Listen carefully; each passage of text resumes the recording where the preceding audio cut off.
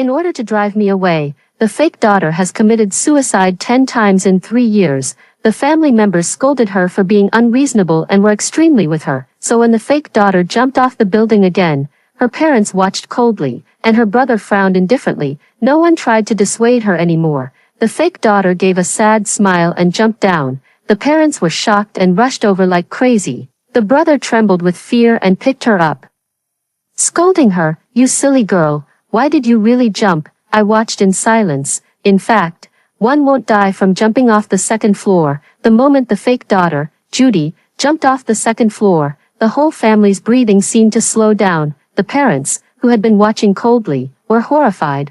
Almost instinctively, they rushed forward, trying to catch Judy, but it was too late. The brother, Nathan, moved even faster and rushed to the spot the moment Judy landed. I saw his facial muscles twitching uncontrollably, and his pupils were filled with shock and fear. "Are you crazy, you silly girl? Why did you really jump?" Nathan scolded in a trembling voice, hastily picking up Judy, his eyes red with heartache. Judy couldn't get up, her left leg was broken, and her right hand was bleeding, but she didn't cry. Instead, she forced a smile. "Brother, Mom, and Dad, I'm fine, it doesn't hurt." She smiled sadly and said, "Actually, it would be better if I died. After all, I'm an outsider, I shouldn't have appeared here in the first place." "Stop talking." My dad gritted his teeth and told the panicked butler to call an ambulance immediately. My mom's fingers were shaking. "Stop." She gently stroked Judy's arm, crying and scolding at the same time. "You silly child, making a fuss is one thing, but how could you really jump?" Hearing this, Judy finally burst into tears. "Mom, I'm not making a fuss. I really want to die. Why didn't I die?" She struggled to get up, trying to jump again. The three-person family was extremely frightened and quickly told her not to move and wait for the doctor. Judy gave a bitter smile. "Okay, I'll die next time. There's always a chance. Judy, if you say such things again, I'll really have to spank you." My dad was angry and extremely heartbroken. My mom touched Judy's face, looking extremely guilty. "Dear daughter, don't say such depressing things. I didn't expect you to really jump. It's our fault for not caring enough and always ignoring your psychological needs." I stood aside, and my heart twitched. Nathan suddenly stood up. "Mom and Dad, you hold Judy and don't move. I'll go find a tourniquet." He was in such a hurry that he didn't even realize I was right behind him. He turned around and bumped into me. "What are you standing here for? Get out of the way." Nathan shouted angrily, pushed me aside, and rushed into the house. This was the first time in 3 years that he had been so rough with me. I still stood there in silence. I just suddenly realized that perhaps it was time for me to leave. In 3 years, the fake daughter had committed suicide again and again. She had cut her wrists with ketchup, taken vitamin pills as sleeping pills, run away from home to fake a car accident scene. There were at least 10 times. She was unreasonable and made trouble out of nothing, with only one goal, to drive me away. In this family, either I stay or she stays. She had also said directly to the family members many times that she felt irritable and had a stress reaction whenever she saw me. She couldn't live with me calmly, so I had to leave. The family members didn't indulge her. Every time, they scolded her severely and became more and more impatient with her. However, this time, Judy just jumped off the second floor and tested the true attitude of the whole family. I smiled self-deprecatingly. The smile was very soft, just like my sense of presence in the past 3 years. My dad turned around and glared at me. "Sarah, you can still laugh. Don't you know how to lend a hand?" My mom didn't say anything, but she was also extremely dissatisfied with my indifference. I was the older sister. How could I be indifferent when my younger sister was injured? I walked over woodenly and squatted down to help Judy. The moment I touched her leg, she let out an exaggerated scream of pain, and tears streamed down her face. My mom was so scared that she quickly pushed me away. Okay, we don't need you." I stood there silently again. Nathan came out with the tourniquet and pushed me again, telling me not to block the way. The three of them got busy, being careful and full of concern, as if they were afraid that Judy would bleed to death. When the ambulance arrived, my mom accompanied Judy to the hospital. My dad and Nathan drove their own cars respectively and escorted them all the way. The villa became quiet. Only the nanny was cleaning up the blood. I stood for a while, went into the house, and drank a glass of water. Obviously, it was tasteless water. but it choked me so much that tears came to my eyes. After drying my tears, I opened my laptop and stared blankly at my college entrance examination application form. In fact, I came home today to consult my family members for the last time. Which university should I apply to? Otherwise, I wouldn't have come home so early. A long time ago, I started trying every means to avoid Judy, including living in the school dormitory, being a volunteer, taking a bus aimlessly for a day, reading books on a park bench until it got dark. In this way, I could reduce the time I spent at home and avoid triggering Judy's stress reaction. The family members felt very sorry for my understanding and repeatedly told me that I didn't have to do this. Sarah, you are also our child. Don't worry, we won't be partial. Judy is so ignorant. Her behavior makes us very distressed.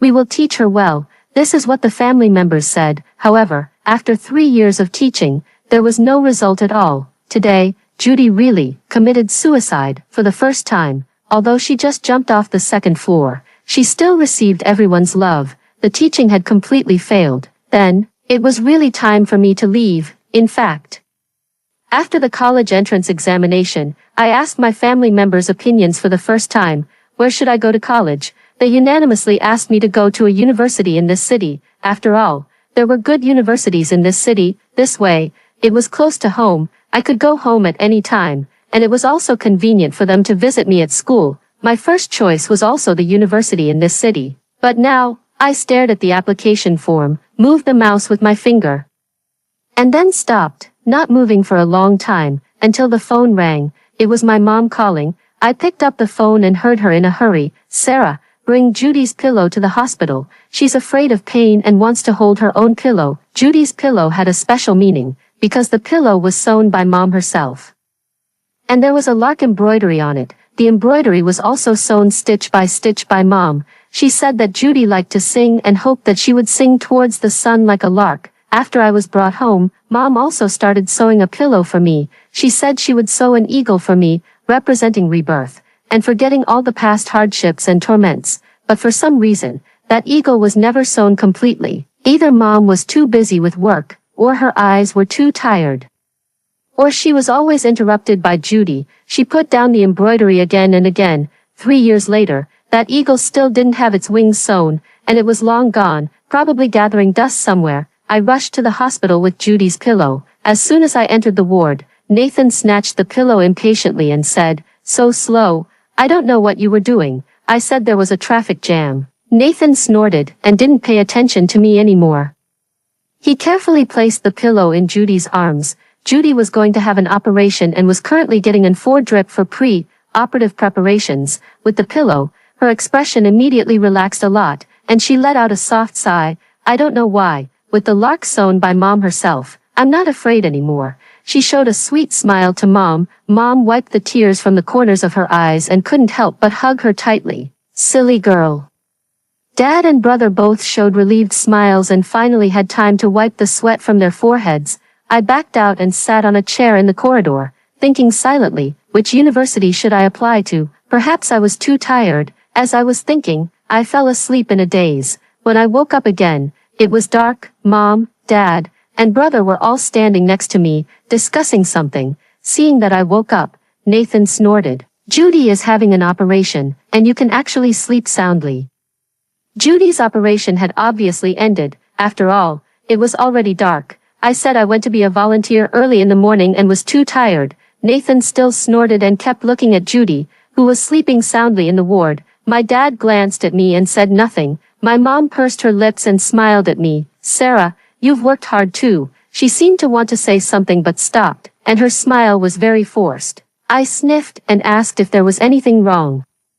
She hesitated for a moment and shook her head with a smile. Actually, there's nothing wrong. It's just that before Judy had the operation, she made a request to us. She refused to have the operation if we didn't agree, refused to have the operation if not agreed. Now that the operation was over, it meant that the family members had agreed to Judy's request. My heart tightened inexplicably, and then I said calmly, "What request?" My mom was silent, her eyes flickering. Nathan, with his hands in his pockets, spoke up. He didn't mention the request but instead brought up my college entrance examination application. I heard that the deadline for filling out the college entrance examination application is coming soon. Have you filled it out? With this question, both Mom and Dad were stunned. Then, as if they had a telepathic connection, they looked at each other and stared at me intently. I nodded and then shook my head. I've filled it out, but it can still be changed.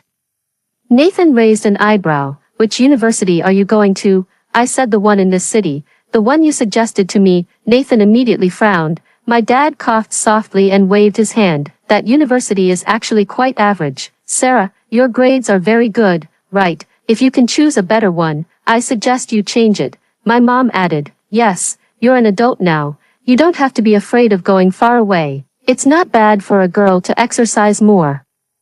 They were sincere and their eyes were burning. I suddenly understood, and my heart ached again. Nathan raised his chin. Well, I'll choose two for you. One is my alma mater, by the coast, and the other was recommended by my friend. He introduced two universities, one more than 300 kilometers away from home and the other more than 500 kilometers away from home. And the university in this city was only 15 kilometers away from home and took 20 minutes by car. It seemed that Judy's request was to make me go as far away as possible, and the family members unanimously agreed. So, taking advantage of my filling out the application, they recommended that I apply to a university far away from home, obviously. At first, they insisted that I stay in the local area to go to university. I turned my head and was in a daze for a moment. I couldn't tell if I had really been brought home. Perhaps I was still trapped in that small mountain village. Being beaten by my adoptive father, harassed by the old bachelor, sleeping with the cows, and fighting with the dogs for food, at that time, there was pain, fear, and tears. Now, there was still pain, fear, and tears. It turned out that after 3 years, I still hadn't walked out of that small mountain village. Okay, I nodded. It was time for me to leave. It was time to walk out of that small mountain village that had been trapping me. Before the deadline for the college entrance examination application, I changed my first choice to Z University, which was 2,000 kilometers away. This was far enough. It was so far that when going home, I would have to think whether to choose a plane or a high-speed train. The family members were quite surprised when they found out. Even Nathan's eyes became complicated, and he silently smoked a cigarette. My mom grabbed my hand and scolded me. This is too far. You're a northerner. What are you going to the south for? What if you can't get used to the climate? What if you encounter rats and cockroaches? My dad also frowned. Didn't we choose two good universities for you? Is it necessary to go that far? I replied while packing my luggage. It's good. It can avoid triggering my sister's stress reaction in the future. The whole family fell silent. The air was eerily quiet. I was very familiar with this kind of silence, many times, when I suddenly came home. The four-person family, who were originally laughing, would fall silent for a moment for no reason. At this moment, it was the same. Then, Nathan extinguished his cigarette and snorted. No wonder you're going so far. You're sulking. How old are you? You're still acting like a child. Sarah, what do you mean? You chose to go so far yourself. What does it have to do with your sister? My dad expressed his dissatisfaction. Your sister is in so much pain in the hospital. Don't you feel sorry for her? Why are you being sarcastic at this time? I didn't say anything. My mom interrupted. Okay, let's hurry up and cook. We'll send the food to Judy later. The three of them came back to cook, because Judy was being coquettish and asked all three of them to cook their signature dishes and send them over. Even Nathan, who knew nothing about cooking, came back happily and started making pigeon soup. Flipping through the recipe, I looked at them, dragged my luggage, and went to the airport. My dad and my brother watched me leave, saying nothing. My mom, wearing an apron, chased after me. Do you want me to take you to the airport? What if you can't find your way alone? I paused and turned to look at her. Sure. My mom immediately froze, with an embarrassed smile. She was in a hurry to cook for Judy. How could she take me? Just kidding. I smiled self-deprecatingly and walked away.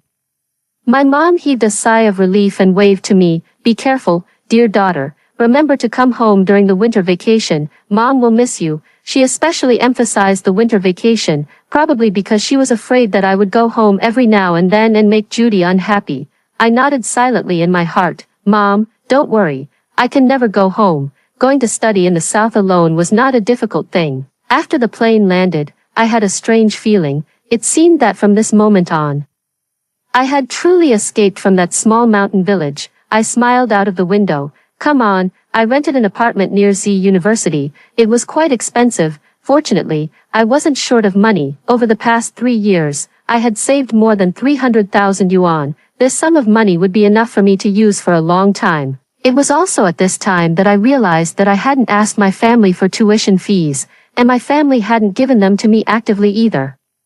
They weren't stingy with that money. The only explanation was that they had forgotten. Their minds were full of cooking for Judy, and they had forgotten the tuition fees of their insignificant biological daughter. Perhaps it would be a very long time before they remembered. During the winter vacation of my freshman year, I was immersed in the ocean of knowledge in the library. Finally, my mom remembered that she hadn't paid my tuition fees. She called me and first asked if I was going back. And then patted her head. Sarah, did I forget to pay your tuition fees? Oh, my memory is really, do you still have money to use? She seemed a bit guilty. I was concentrating on my studies, so I said I still had money and hung up. Why are you in such a hurry? It's winter vacation. Aren't you coming home? My mom asked again. I said I wasn't going back. It was too far and I was too lazy to move. It wasn't a sulky remark. I really didn't want to move, after a semester of college life.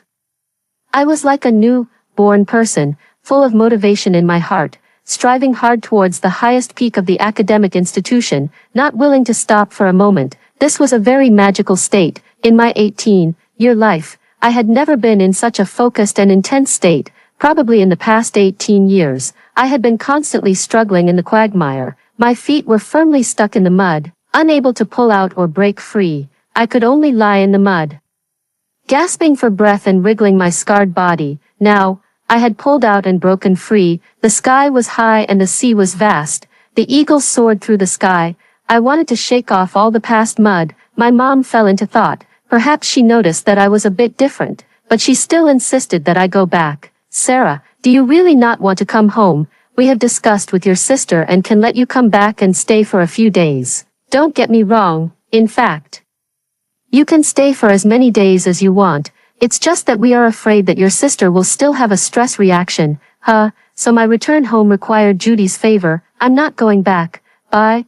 I hung up the phone directly and didn't answer the 4 or 5 consecutive calls from my mom. The winter vacation passed in a hurry, and a new semester brought new battles. In my sophomore year, I signed up for the National Talent Cup, National College Students Foreign Language Ability Competition.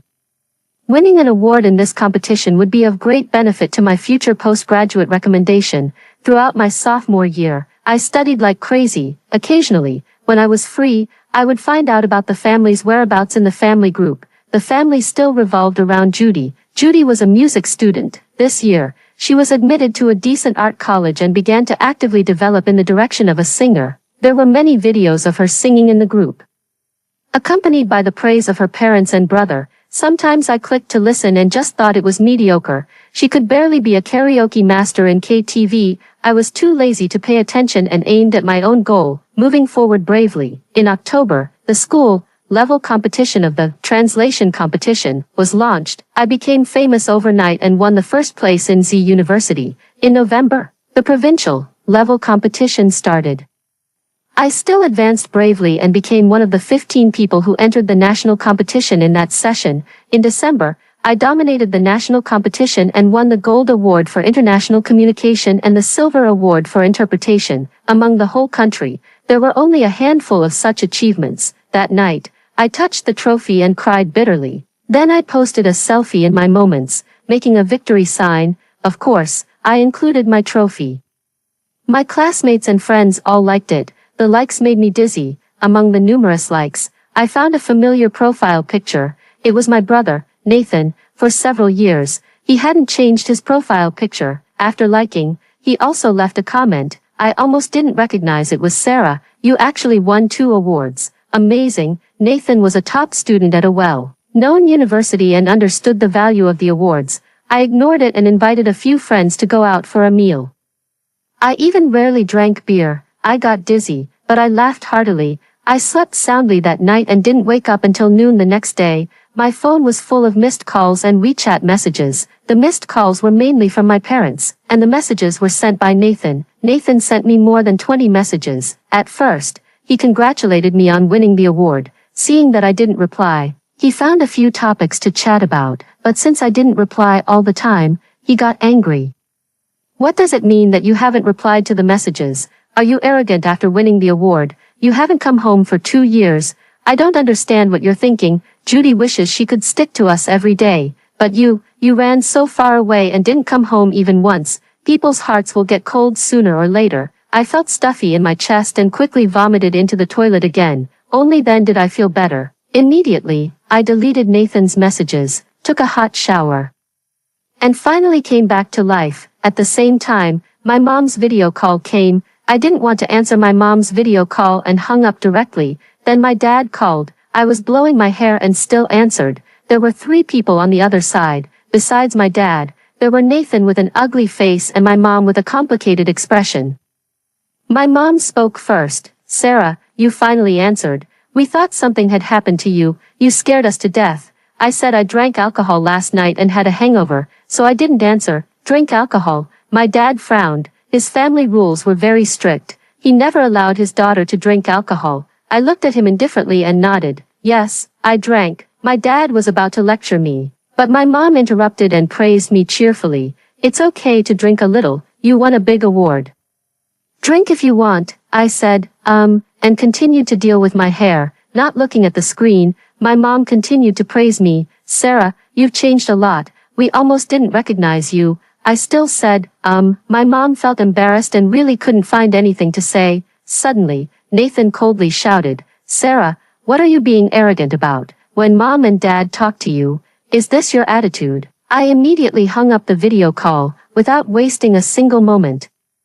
I picked up my books and rushed to school. Youth was priceless. I really felt sorry for indulging for one night and had to make up for it quickly. In my junior year, I became even more crazy. I participated in all the suitable competitions. I even boldly participated in the campus singer competition. My singing was naturally ordinary, but I was generous and sincere, and I also won warm applause. Only then did I realize later that I no longer felt inferior or wooden.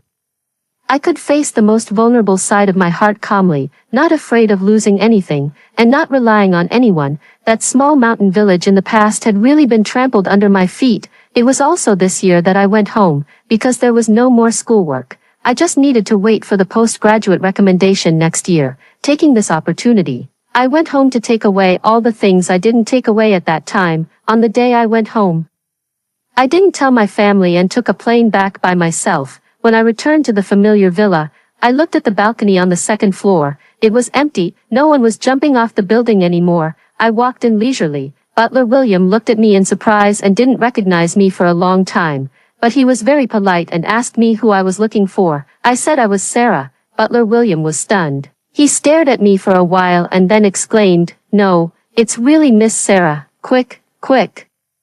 Come in. He was extremely excited and kept praising, My goodness, Miss Sarah, you've changed so much. It's like that saying, I'm not very educated, so I forgot. One's elegance comes from within, nurtured by knowledge. I couldn't help laughing. Yes, yes, yes. Butler William blushed. Miss Sarah, I've seen many young ladies, but none of them are like you. I found it both funny and annoying. You really know how to flatter. No wonder my dad liked to be served by him. As I walked in, I changed the topic. Aren't my mom and the others at home? Mr. and Mrs. Smith went to watch Miss Judy sing. It seems to be a competition at the Music Academy, Butler William explained. I nodded. Butler William continued, Master Nathan is at the company. He's under a lot of pressure recently. He's so busy that he hasn't been home for half a month. I nodded again, not caring. Since there was no one at home, I went back to my room to pack my luggage on my own.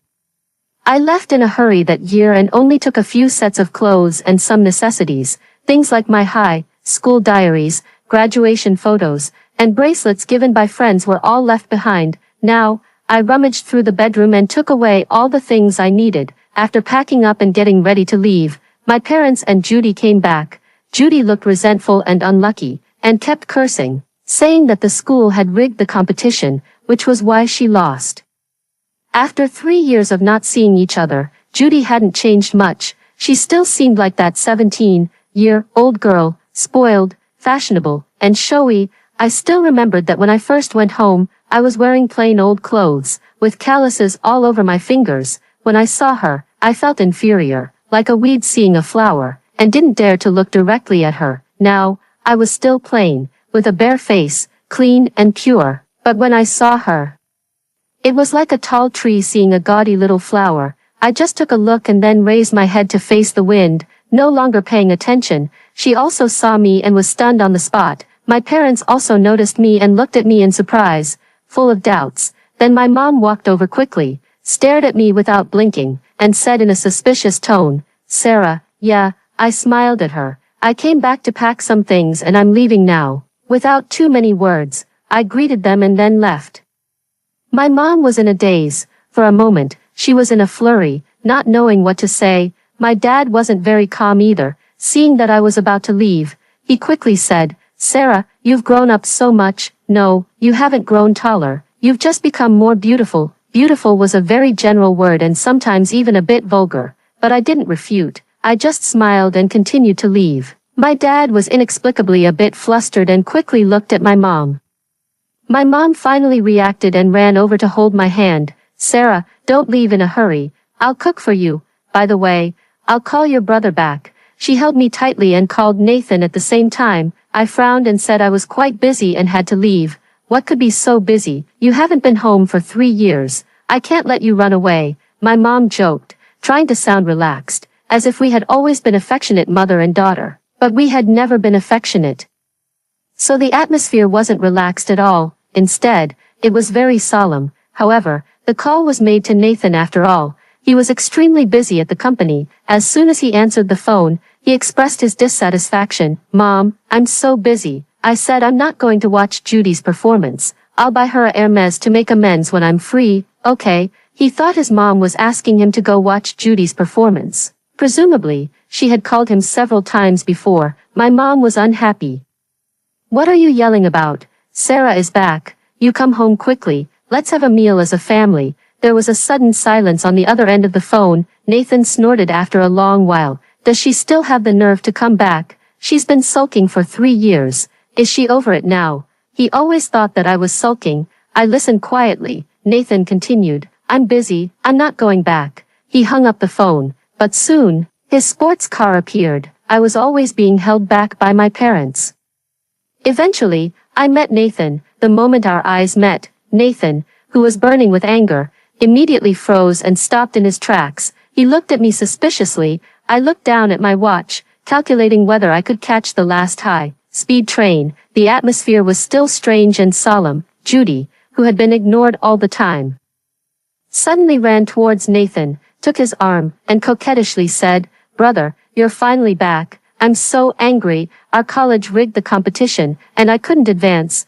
"Why?" Nathan didn't say a word and kept looking at me. Judy pursed her lips, and there was a hint of panic in her eyes.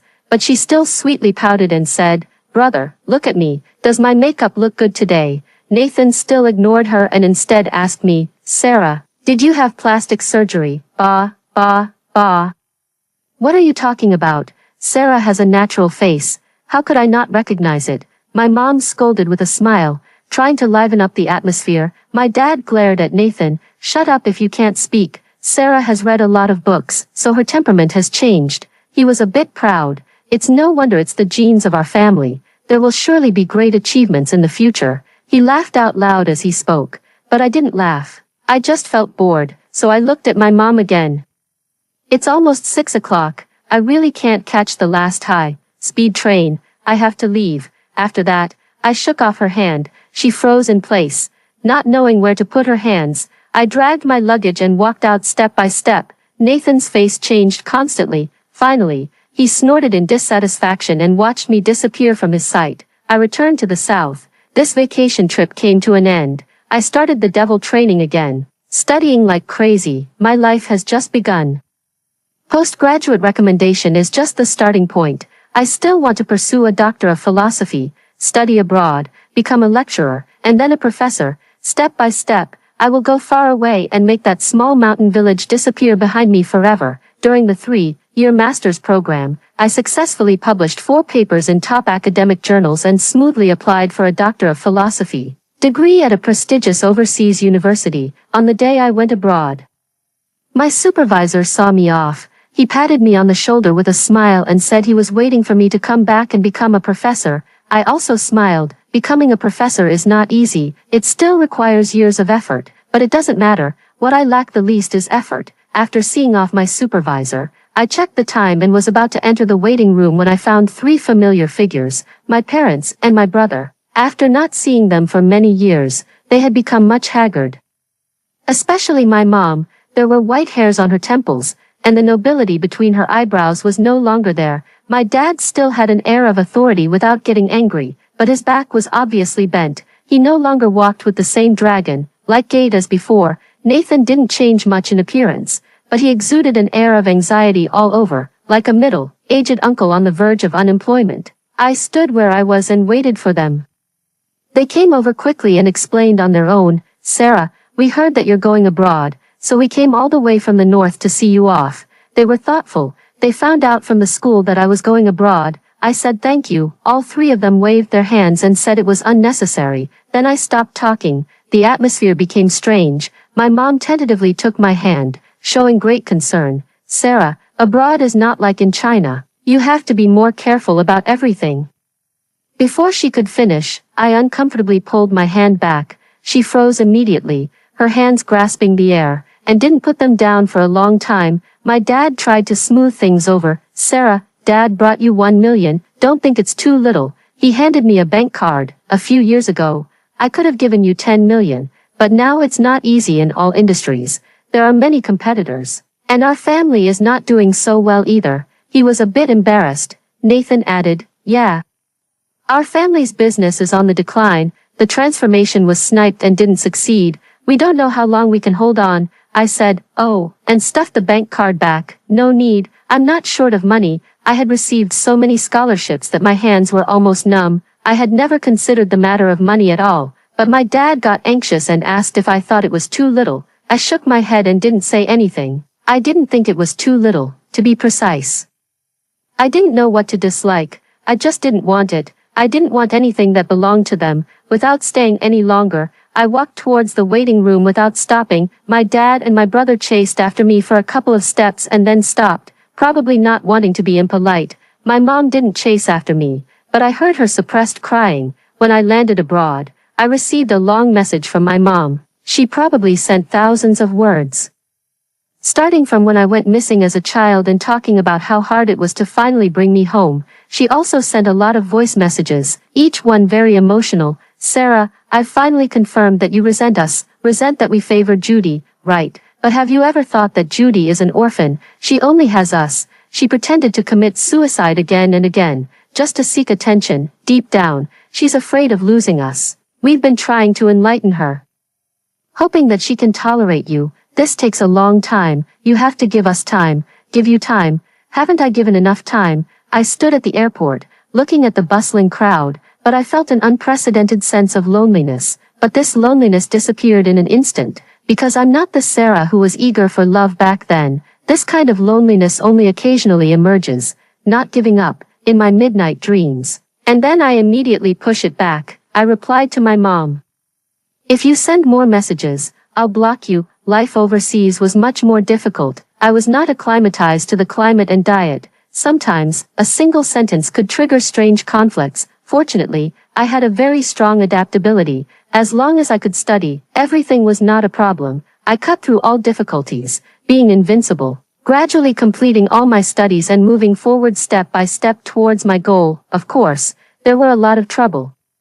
And the most annoying one was my mom. Many late at night, I would receive her messages, mostly boring chit-chat, or about my experiences when I was a child. I was really annoyed and blocked her. As a result, one late at night, she called from a new number. As soon as I answered, she excitedly took credit. "Sarah, don't hang up first. I finally embroidered the eagle." I was confused. "What eagle?" "Your pillow." My mom was so excited that she almost cried. "You don't know, these days I've been embroidering the eagle every day. I've wasted dozens of pillowcases. Mom is old, my eyesight is not good, and my hands are shaking. I always can't embroider the eagle well. Today, I finally finished it." She conveyed the good news, saying that when I came back to China, she would give me the eagle embroidered pillow.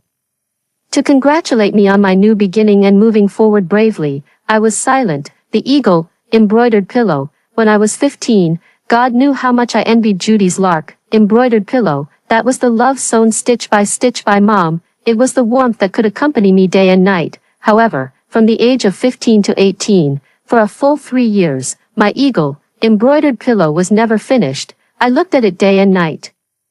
But I could never see a few more lines on the wings of the eagle, or a few more feathers on the head of the eagle. It was just so bare and ugly, printed on my pillow. I wondered when I could finally sleep on that pillow. In the end, Judy jumped off the second floor. She didn't die, but she shattered all my expectations. Now, Mom brought out the moldy expectations again and asked me to swallow them. I didn't want to. I felt nauseous. I let out a deep sigh when my mom finally quieted down.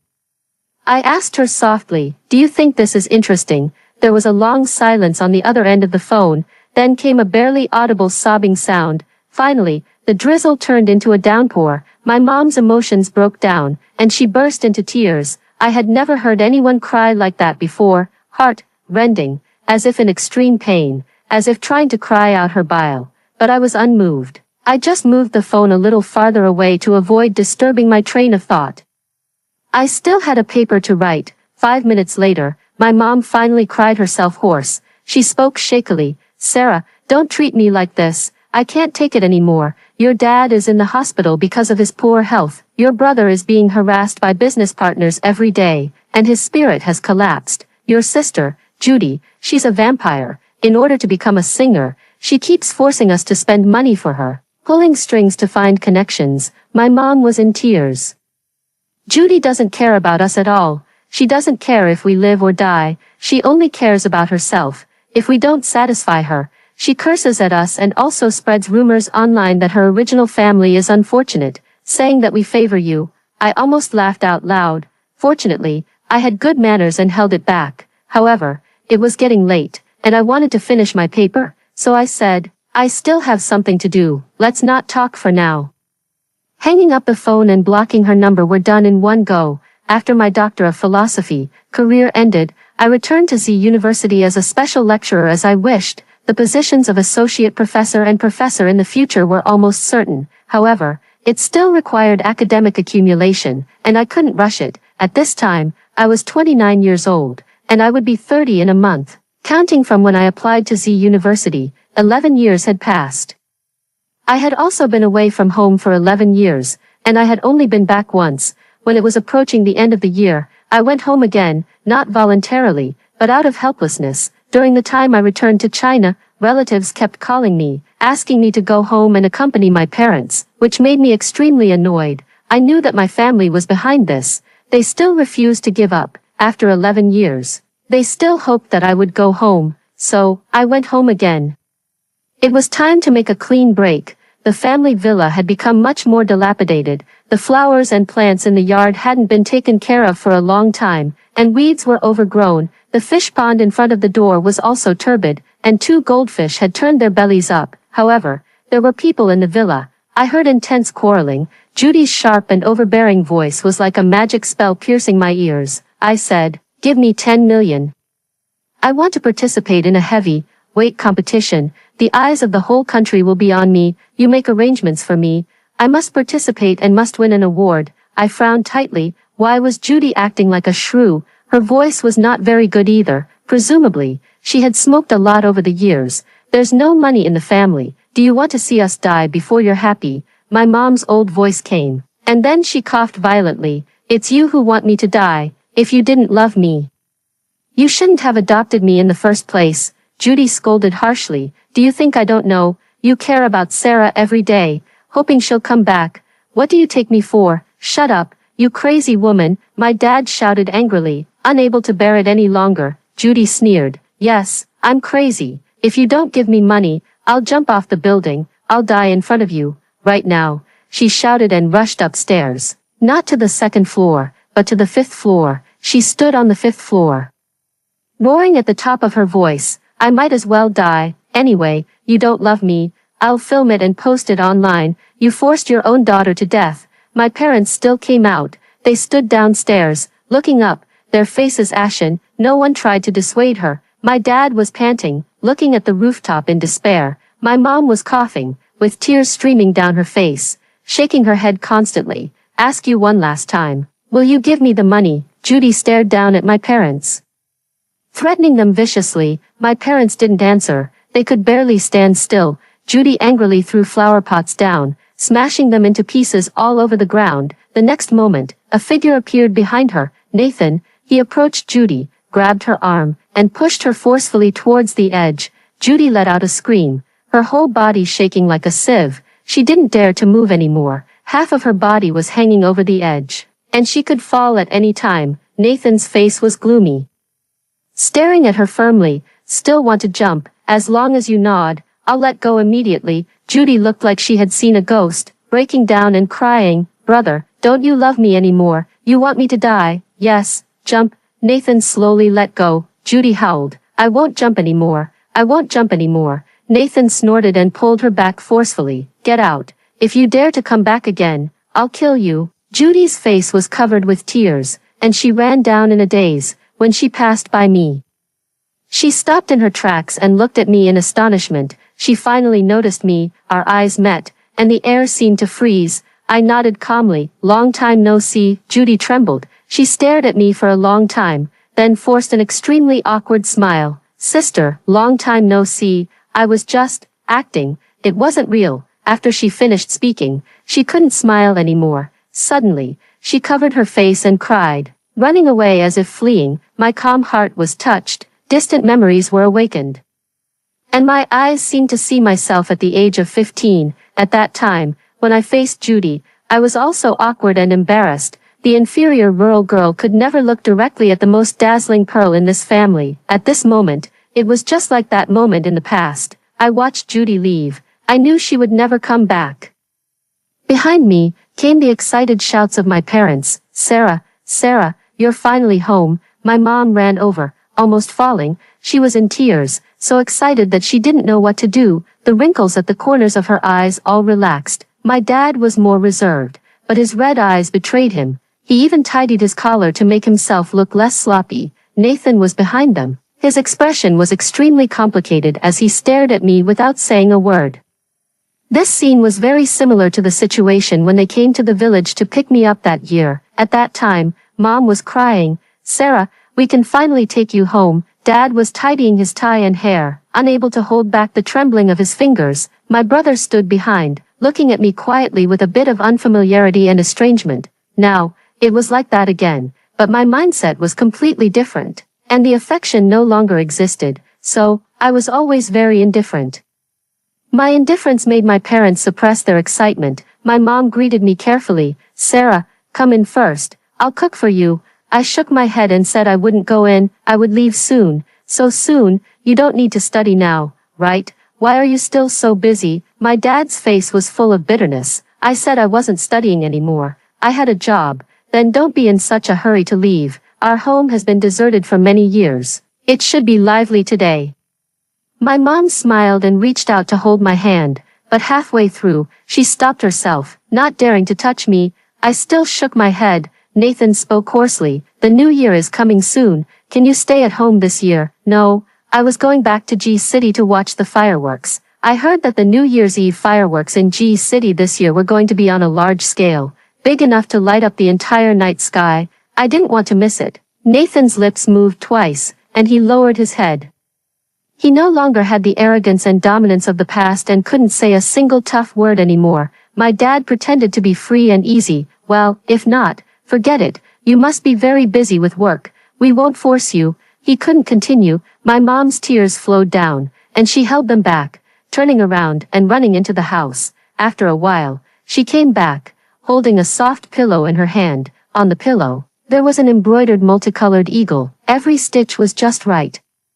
Showing great care, Sarah, this pillow is for you. It doesn't matter if you're busy with work. Take Mom's pillow. It will help you sleep. She forcefully stuffed it into my arms, her eyes full of pleading. I pushed it back. Keep it at home. She was stunned, and her voice trembled.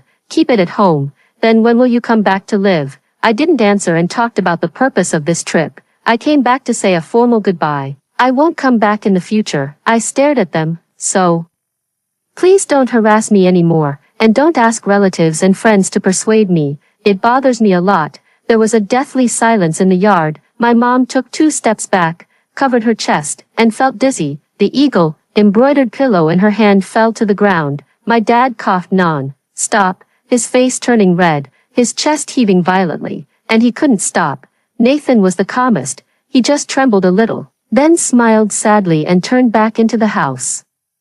I waited for my parents to calm down before continuing. I have bigger dreams, I've left the past behind, but you've been pestering me, trying every means to make me sink into the past. This is very selfish. From now on, let's all be well on our own. Thank you. My parents couldn't say a word, they just slumped to the ground, looking at me sadly, and finally nodded weakly. I walked away with big strides. No one chased after me because the bridge to the past had been cut off by me. In the future, no one will disturb me anymore. I felt an unprecedented sense of relief and returned to the south on New Year's Eve. That night, I looked up at the starry sky, waiting for that grand fireworks display that could light up the entire night sky. It must be extremely beautiful. After hearing the story above, what are your thoughts? Feel free to share your opinions in the comments section. Looking forward to hearing from you. If you liked this story,